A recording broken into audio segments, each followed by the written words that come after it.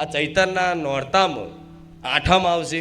એ આઠમના દિવસે દરેક ભાવિક ભક્તોને કહીશ કે ગમે તેવો બહાર જવાનું હોય, ગમે ત્યાં જવાનું હોય, પણ આઠમના દિવસે દરેક ભાવિક ભક્તો પોતાના ઘેર જે જગ્યા પર રહેતા હોય, એ જગ્યા કોઈનો મઢ હોય, મંદિર હોય તો બરોબર છે, નહીં તો જે જગ્યા પર રહેતા હોય એ જગ્યાએ આઠમનું નિવેદ પોતાના ભાવથી, શ્રદ્ધાથી તમે જાતે તમારા પરિવાર સહિત તમારા ઘેર કરજો. તમારી કુળદેવી આવશે જમવા.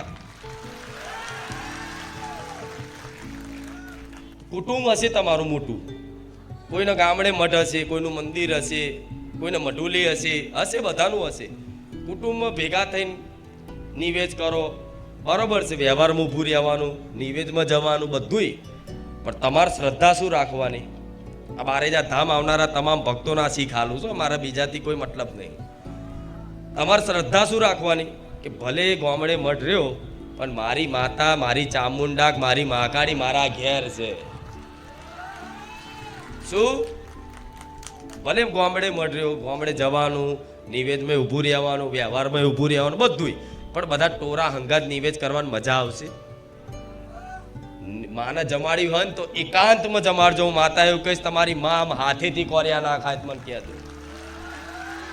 એકાંત મતલબ ખાલી તમારું પરિવાર, બસ તમારું પરિવાર, જેને તમને ભાવ મળે છે, જ્યાં જે એકબીજા હળી મળીને રહશો, એ પરિવાર સહિત મતલબ બેસો મઠમાં અને કહેશો કે માં અમે આજે નિવેદ ભલે ગામડે કરે છે પણ માં કાલે આઠમ છે તો આજે સાતમના દિવસ તને જમાડી દઈએ. એટલે માં હું તને પહેલાં હું એકલો તને જમાડું, હું એકલી તને જમાડું છું માં.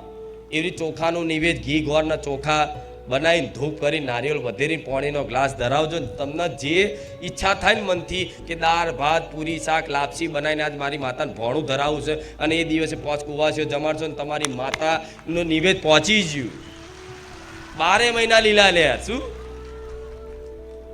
માતા નિવેદ તો લે, નિવેદ તો મતલબ બધાય હાલે છે, પણ એ નિવેદ શું છે? 12 મહિને એક જ વાર નિવેદ કરો ને 12 મહિના તમારી કુળદેવી હાચવો, તમને કોટો ના વાગવા દે, એમના માં કહેવાય.